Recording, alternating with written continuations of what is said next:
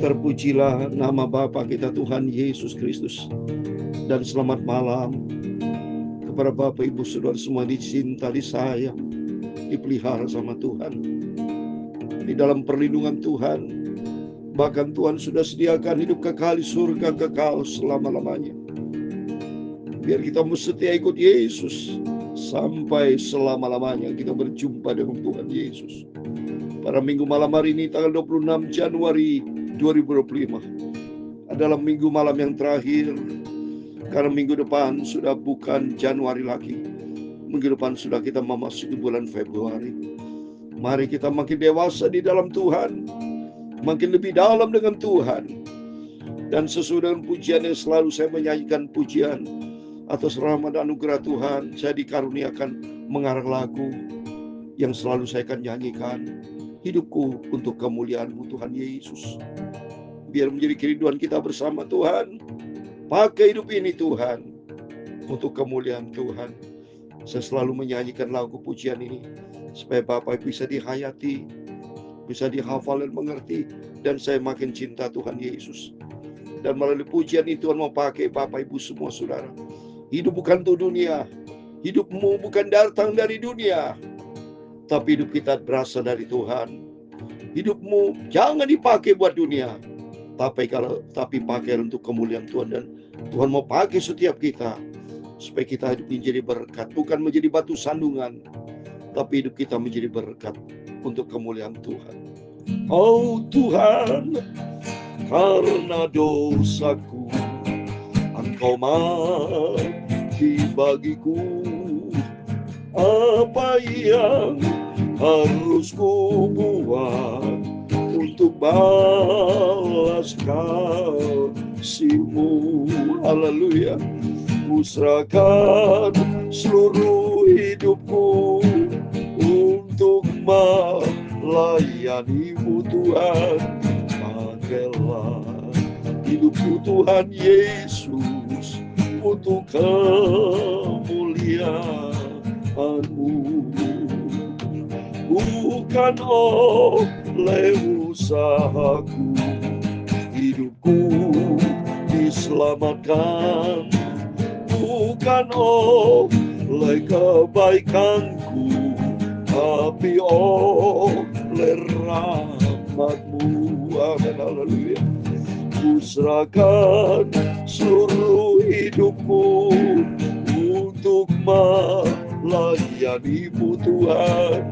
Pakailah hidupku Tuhan Yesus untuk kemuliaan-Mu. Bajang ketiga, ajarlah aku ya Tuhan mengerti rencana-Mu.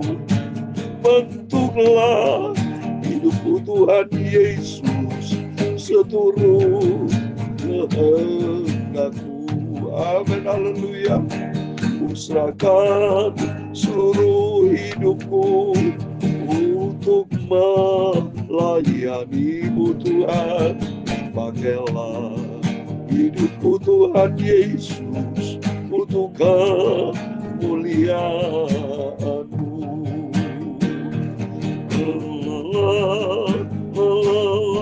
Dalam 1 Korintus 6 ayat 20 dikatakan, demikian firman Tuhan, sebab kamu telah dibeli dan harganya telah lunas dibayar. Karena itu muliakan Allah dengan tubuhmu. Ku serahkan seluruh hidupku untuk melayani-Mu Tuhan. Pakailah hidupku Tuhan Yesus untuk kemuliaan-Mu. Ya Tuhan, punya mula kebesaran dan kejayaan, kehormatan, kemaksuran dan keagungan. Amin, haleluya. Ya segala-galanya yang ada di langit dan di bumi, ya Tuhan, punya mula kerajaan, dan Engkau yang tertinggi itu melebihi segala-galanya sebagai kepala. Sebab kekayaan dan kemuliaan berasal daripadamu, dan Engkaulah yang berkuasa atas segala-galanya. Dalam tanganmu lah kekuatan dan kejayaan. Haleluya. Dalam tanganmu lah kuasa membesarkan dan mengokohkan segala-galanya. Sekarang ya Allah kami bersyukur kepadamu dan memuji nama-Mu yang agung itu. Haleluya. Sucikan Bapa mulutku, hatiku, pikiranku untuk firman-Mu. Ampuni semua dosa salahku. Dialah Tuhan Yesus Juru Selamatku. Terima kasih Bapa. Kami percaya malam hari ini kami semua diberkati sama Tuhan. Kami haus rindu akan firman-Mu, biar kami senantiasa hidup di dalam kebenaran firman-Mu. Kami mau taat Bapa. Kami cinta Tuhan Yesus. Dalam nama Tuhan Yesus kami sudah berdoa mengucap syukur. Haleluya. Amin. Amin. Selamat malam. Salam damai sejahtera di dalam cinta kasih dari Tuhan Yesus. Biar hari demi hari kita menantikan kedatangan Tuhan. Waktu berjalan terus, makin kita mau lebih dalam dengan Tuhan, makin dewasa kita. Makin hari kita mencinta Tuhan, kita mau sungguh-sungguh ikut Yesus. Makin hubungan kita akrab, hati kita melekat dengan Yesus. Dalam nama Tuhan Yesus, sebentar kita membaca firman Tuhan. 1 Korintus 6 ayat 20 dikatakan, sebab kamu telah dibeli, harganya sudah lunas dibayar. Kata muliakan Allah dengan tubuh. Mari kita menjadi berkat perilaku kita, tutur kata kita. Karena dunia bisa melihat apa perilaku kita. Tuhan mau pakai tubuh, jiwa, roh kita terpelihara sempurna. Kita serahkan seluruh kita, tubuh, jiwa, roh kita, untuk melayani Tuhan, untuk kemuliaan Tuhan. Amin. Mari kita kembali firman Tuhan tiap malam.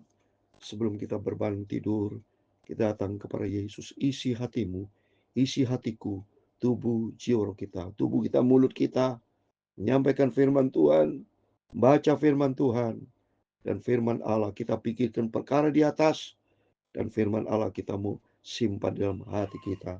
Mari saya membaca firman Allah tentang keluarga, saudara ya. Keluarga yang taat kepada firman Tuhan. Hai istri-istri, tunduklah kepada suamimu sebagaimana seharusnya di dalam Tuhan. Amin. Di dalam Tuhan, ikuti aturan firman Tuhan. Kalau dalam gaya dunia, ikutin dunia, saudara. Ya. Tapi kalau kita hidup di dalam Tuhan, maka suami, istri, anak-anak, sentral Tuhan Yesus. Di sini istri sebagai gereja Tuhan. Gereja Tuhan harus taat kepada Tuhan sebagai kepala gereja. Demikian istri dalam rumah tangga. Mari belajar rendah hati. Ya, suami istri itu masing-masing diciptakan sama Tuhan. Ya, 1 tambah 1 2.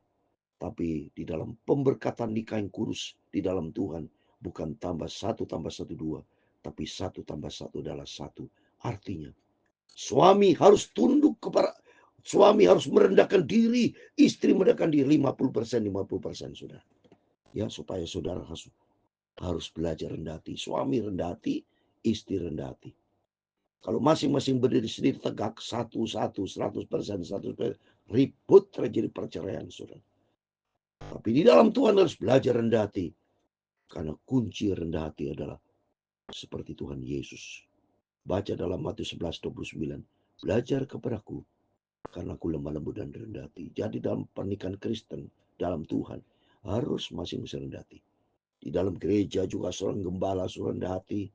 Jemaat harus rendah hati. Coba kalau masing-masing itu. Maka dikatakan seperti Kristus dengan jemaat. Jemaat yang diberkati Tuhan. Kalau gereja, gembala, dan jemaat masing-masing ada rendah hati. Turun 50%, 50%. Kristus ada di tengah-tengah. Kalau kita masing-masing rendah hati, hidup kita aman. Konteksnya di sini maka di dalam Tuhan, istri tunduk kepada suami seperti kepada Tuhan. Harus rendah hati. Kalau kita bicara Tuhan Yesus rendah hati, Coba kalau masing-masing tidak mau rendah hati, saudara. Wah, ribut, saudara. Masing-masing mau berjalan sendiri. Tapi mari kita mau semua rendah hati dan bantuan sentralnya Tuhan Yesus. Ayat 19. Hai suami-suami, kasihilah istrimu dan janganlah berlaku kasar terhadap dia. Ini seperti juga kepada Tuhan. Tuhan mencintai jemaat, Tuhan mencintai kita semua. Demikian suami harus cinta kepada suami. Suami cinta kepada istri. Tidak boleh kasar, main pukul. Kemarin saya pernah lihat itu, saya dikirimin video viral, saudara ya. Ya, suami hamba Tuhan nendang-nendang istri, mukul. Wah, tidak jadi berkat, saudara. Kualat itu, saudara. Tidak boleh. Istri diciptakan Tuhan bukan tuh dipukul-pukul. Baca saudara dalam Kejadian 2:18. Istri diciptakan Tuhan sebagai penolong. Jadi kalau bicara penolong, istri suami itu sebetulnya tidak kuat, saudara. Maka pentingnya ada penolong. Penolong bicara Roh Kudus. Biar Roh Kudus kan menuntun dalam setiap rumah tangga kita. Ikuti suami istri, ikuti firman Tuhan. Ya, jadi istri menghormati suami seperti kepada Tuhan, rendah hati. Suami juga mencintai istri, rendah hati kepada Tuhan. Kalau rendah hati berarti punya cinta kasih. Mari setiap kita punya dasarnya Kristus sebagai kepala. Hai anak-anak, taatlah orang tuamu di dalam segala hal, karena itulah yang indah di dalam Tuhan. Anak-anak harus hormat sama orang tua. Dulu saya waktu sama papi masih almarhum, hormat saya. Hormat dan cinta. Hormat dasarnya cinta. Ada rendah hati hormat. Bukan pura-pura. Ya. Jadi anak-anak harus hormat dan hau kepada orang tua. Tidak boleh ngelawan, saya nanya ya. Biarpun orang tua salah bukan berarti harus dilawan-lawan anak-anak ya. Ini firman Tuhan loh, bukan saya. Firman Allah katakan supaya hidup kita berbagi di dunia ini. Diberkati sama Tuhan ya. Ini tentang keluarga. Kalau bicara keluarga, harus ikuti firman Tuhan. Jadi istri hormat dan tunduk kepada suami seperti kepada Tuhan, turun 50%, rendah hati. Suami cinta istri juga dasarnya seperti kepada Kristus, rendah hati. Ya, saya mencinta istri karena seperti kepada Tuhan, harus rendah hati. Setiap kita rendah hati, anak-anak harus rendah hati juga, tidak boleh sombong. Mentang-mentang anak-anak sekarang sudah beralih sukses, ingat sewaktu masih kecil taruhan nyawa ada di dalam kandungan ibu. Coba ya anak-anak sadar kau ada di muka bumi karena ibu dan bapak. Karena anak-anak ada dulu di dalam kandungan ibu. Pada waktu hamil pertama dipelihara sama Tuhan. Dan ibu selalu melihara, dasarnya cinta kasih. Melahirkan seorang anak gampang, saudara. Waktu dulu anak saya melahirkan pertama, saya ikut berdoa. Saya pegang tangan istri saya. Dan sama-sama berdoa. Sakit, saudara. Tapi karena Tuhan campur tangan, Tuhan berkuasa, lahir dengan salam sejahtera, selamat. Tapi sebetulnya dengan pengorbanan, saudara. Ya, maka anak ini harus tahu diri. Ya, anak tidak boleh, mohon maaf, tidak boleh kurang ajar, berani sama orang. Tidak boleh, tidak boleh. Hormat dasarnya cinta kasih. Ya, ini lengkap, saudara ya. Jadi suami kepada istri, istri kepada suami, orang tua, anak-anak kepada orang tua. Ya, terus berikutnya 21. Hai bapak-bapak, janganlah sakiti hati anakmu supaya jangan tawar hatinya. Bapak-bapak harus jadi berkat. Tidak boleh sakit, ini firman Tuhan. Maka bapak harus jadi contoh. Saya katakan suami ya berfungsi sebagai tiga. Rin R-I-N seperti Yesus, raja, imam, nabi. Raja tanggung jawab, penanggung jawab dalam rumah tangga, suami punya leadership, punya kepemimpinan. Tapi bukan seenaknya main sombong-sombongan, main pukul-pukulan, tidak. Ingat, ada imam di dalamnya. Imam ada cinta kasih, mengayomi istri, mengayomi anak-anak, dan menjadi contoh teladan. Nabi, suami tidak boleh selingkuh, tidak boleh main pornografi lagi, hidup di dalam kekotoran dosa, berzina, hilang, stop itu, tidak boleh. Fungsi suami sebagai raja, imam, nabi. Ya? Jadi membawa keluarga untuk lebih dekat dengan Tuhan. Suami harus menjadi berkat. Seperti Nuh. Keluarga Nuh diberkati karena Nuh taat kepada firman Allah. Sehingga Nuh, istri anaknya diselamatkan masuk dalam bahtera. Jadi semuanya tiga ini harus benar. Suami harus benar, istri benar, anak harus benar. Dasarnya firman Tuhan. Ya. Sehingga jadi contoh teladan orang tua. Sehingga demikian hidup menjadi berkat. Ya. Terus berikutnya 22. Hai hamba-hamba, taatilah Tuhanmu di dunia ini, di dalam segala hal. Jangan hanya di hadapan mereka saja untuk menyenangkan mereka, melainkan dengan tulus hati karena takut akan Tuhan. Demikian hamba karyawan. Ya, dalam satu perusahaan, ya, seorang pemimpin juga takut akan Tuhan, mengasihi karyawannya. Demikian karyawan hamba-hamba tunduk dan hormat kepada Tuhan yang di dalam Tuhan. Seperti kepada Tuhan. Semuanya Yesus menjadi acuan kita. Standar kita Yesus. Ya, kalau kepada Tuhan Yesus kita mau taat, aturan firman Tuhan harus kita ikuti. Sehingga kalau kita taat kepada firman Tuhan, hidup kita diberkati.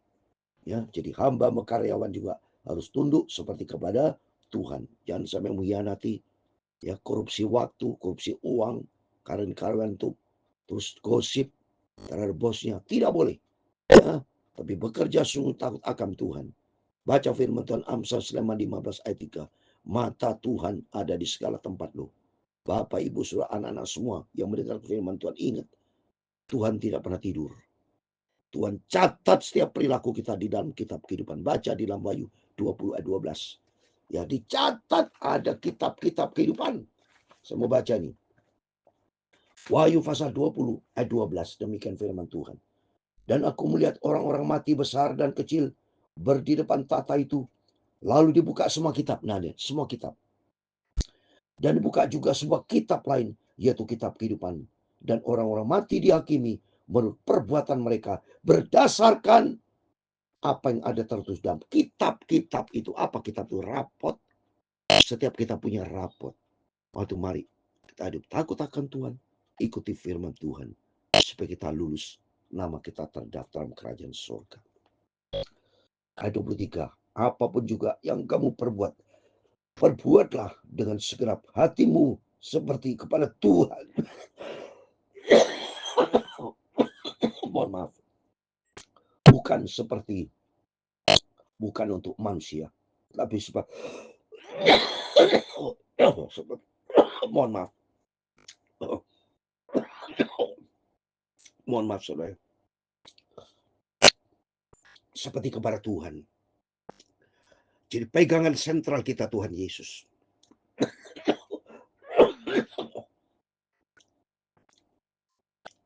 Kalau sentral kita Tuhan Yesus, kita aman, saudara. Ya. Jadi hidup yang sekali di dunia ini, jangan kita hidup menurut daging. Seringkali kita hidup menurut daging, menurut keinginan kita, maunya kita, aslinya dewi. Sehingga kebenaran firman Allah tidak ditaati. Bablas seperti saudara jalan, lampu merah sehingga ada polisi, langsung bablas. Biarpun lampu merah tidak mau berhenti. Kita rambu-rambu firman Allah kita ikuti.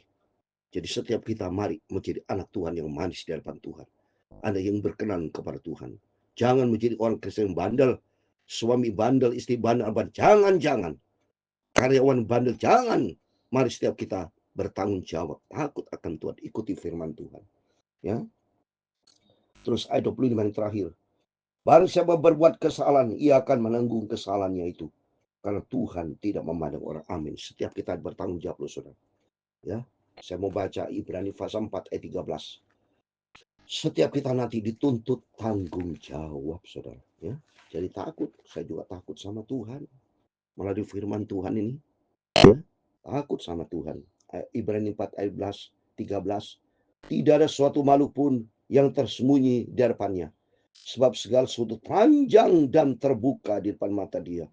Yang kepadanya kita harus memberikan pertanggungan jawab ini. Setiap diminta tanggung jawab, takut sama Tuhan.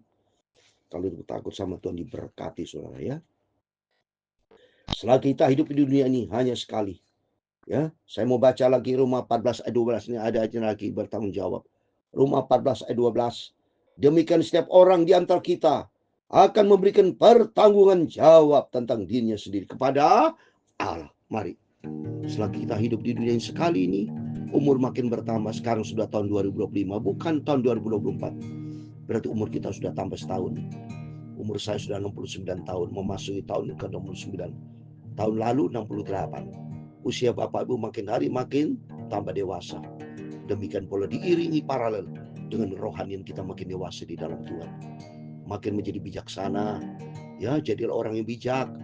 Mohon maaf saudara ya, jangan menjadi orang bodoh, tapi menjadi orang bijak yang ikuti firman Tuhan. Orang bijak adalah orang yang hidup takut akan Tuhan, yang hidupnya berpadan dengan firman Tuhan. Kuserahkan seluruh hidup kita dalam tangan Tuhan. Biar Tuhan mau pakai setiap kita, hidup kita menjadi berkat.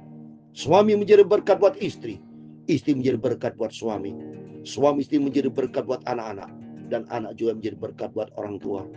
Dan kita semua menjadi berkat buat karyawan, karyawan menjadi berkat buat teman-temannya, menjadi berkat buat tuannya. Setiap kita dipakai Tuhan untuk kemuliaan Tuhan.